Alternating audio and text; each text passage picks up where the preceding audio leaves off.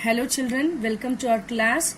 Now the continuation of electromagnetic induction, that we are going to learn the induced EMF by changing relative orientation of the coil and the magnetic field. See, the previous session we discussed about the possible ways of producing an EMF, the induced EMF in a coil, right? How can we increase or generating the induced EMF, right? That we said that changing the magnetic field and changing the area of the closed loop and changing the relative orientation, right? And the magnetic field. So by how changing the relative orientation of the coil and the magnetic field only we are going to know now. So this theory explanation part will help to know about the AC generator also. So carefully just listen. Consider this PQRS, which is the rectangular coil free to rotate in the magnetic field B. Okay, this is the magnetic field B, right? Now the axis of rotation of the coil is perpendicular to B, right? This axis which is perpendicular to B, right? Now the flux through the coil when it's normal makes an angle, right? Makes an angle with the field. Then phi, which is equal to what? We know that the flux phi is equal to BA cos theta, right? So where A is the face area of the coil, we know that. So BA cos theta. If the coil rotates with an angular velocity omega, the angular velocity we know that very well, that angular velocity, the notation which is omega, and it turns through an angle theta, then what it may be, the theta which is equal to omega t. Then how the phi it will get changed? Phi which is equal to BA cos, instead of theta, omega t. So as the coil rotates, the magnetic flux linked with the coil will change. That time what will happen? An induced EMF will be set up in the coil, right? That is only we are studying in this electromagnetic induction. Then the EMF which is equal to minus d by dt of phi, which is equal to minus d by dt of BA cos omega t. So which is equal to BA omega into this BA which we have to take out.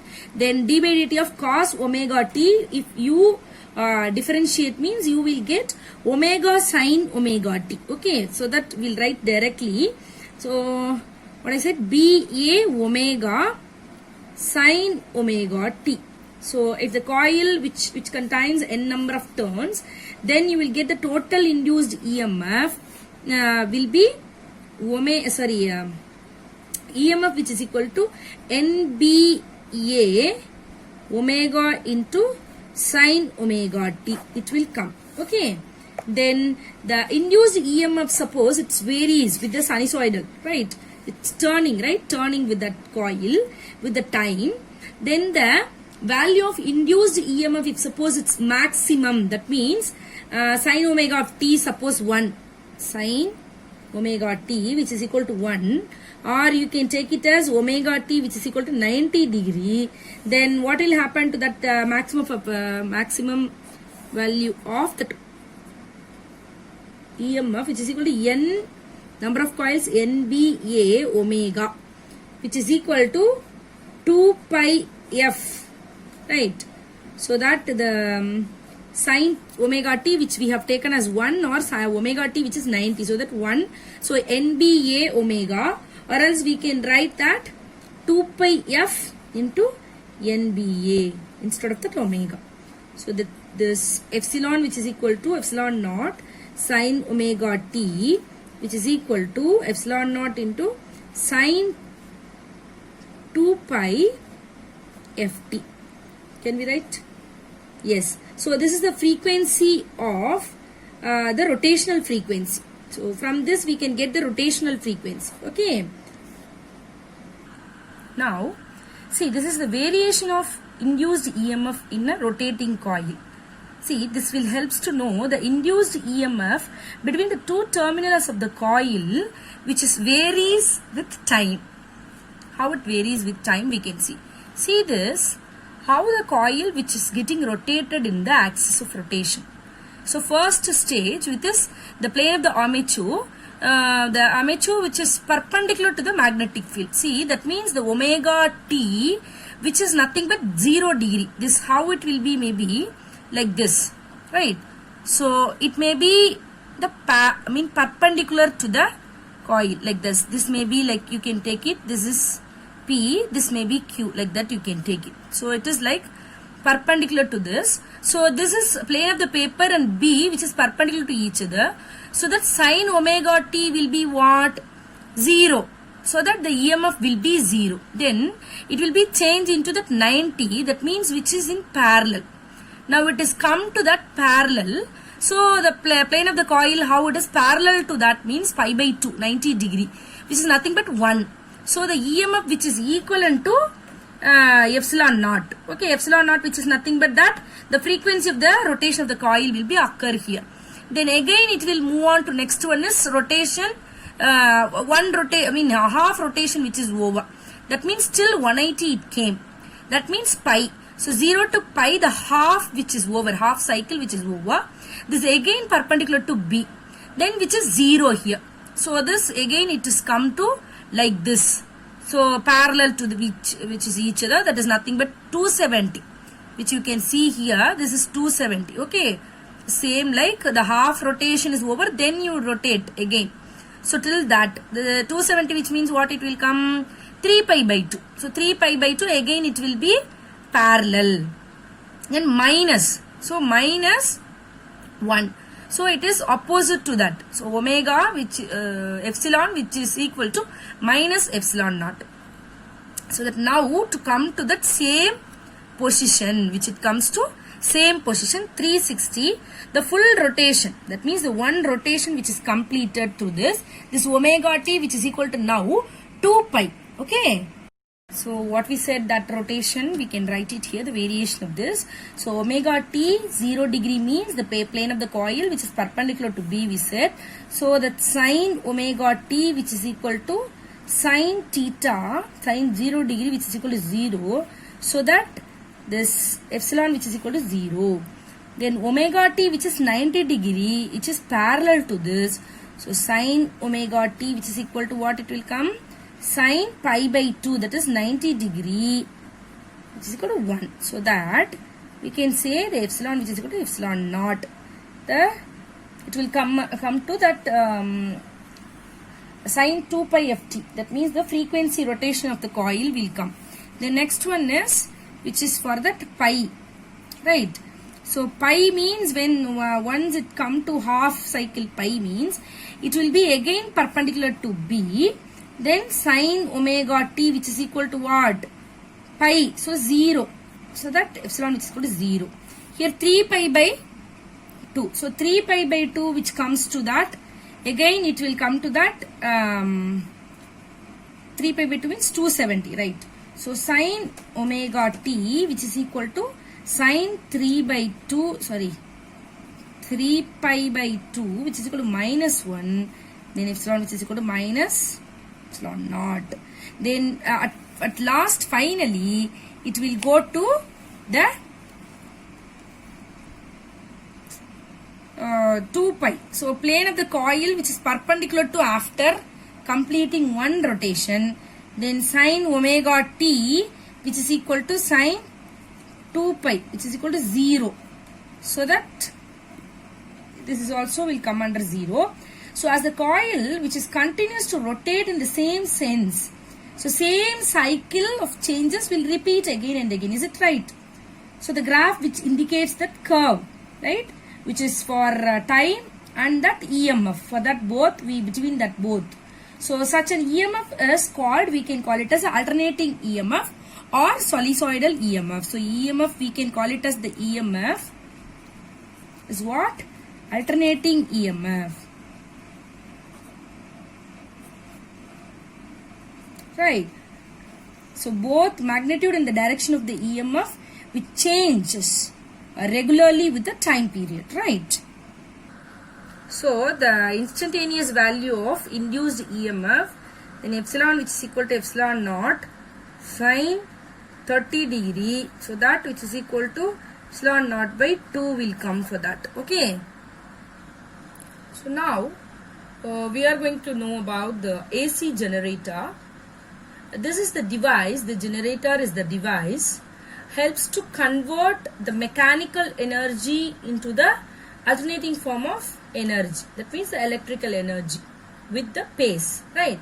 So that is called AC generator. Now what is the principle, working principle, which is nothing but the electromagnetic induction, as we know. Electromagnetic induction, which is nothing but what? When a closed coil is rotated in a uniform magnetic field with its axis perpendicular to the magnetic field, the magnetic flux linked with the coil changes and an induced EMF and a current which is set up in the coil. So that is nothing but electromagnetic induction, as we know. This coil, which it contains the magnetic field, armature and the slip rings, brushes. Okay, so we can tell about the constructions. So first we can see what is magnetic field. The N and S, which is the strong magnetic permanent magnetic field, or we can call it as an electromagnet. The armature, which is PQRS, is the rectangular coil. It consists of a large number of turns, insulated copper wire, wound on a soft iron cylindrical core, right? So it can be rotated about the axis in between that perpendicular to the magnetic field. So these are all the magnetic field lines. This is perpendicular to the magnetic field, right? So what are the slip rings? Slip ring, this S1, S2, which are the slip rings. These are the two brass rings and is connected to two ends of the armature coil. And as the armature coil is rotated, the slip rings also will get rotated, right? Obviously. So in the same axis. What are brushes? The B1, B2. The brushes are two graphite rods, and that B1, B2 that remains fixed in their position, but it will maintain sliding contacts with the slip rings S1 and S2. So through these brushes only, the current induced in the armature coil will fed to the external circuit. Okay, so this is the setup and the constructions of this AC generator. Now, how it works? See, we have already seen elaborately how it will work. The induced coil, variation of the induced EMF in a rotating coil. What we have studied, the same thing which is occurring here.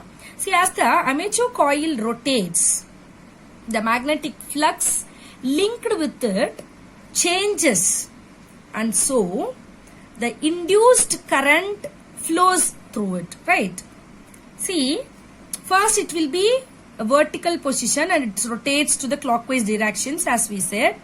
Its side of PQ, the PQ moved downwards and SR will be moved upward. So by Fleming's right hand rule, what we have seen, the current flows from QP and the SR, right? So during this first half, the rotation of the coil, the current flows in the direction of SRQP, right? So that is the thing, right? So during the second half of the rotation, the direction of the current which is reversed.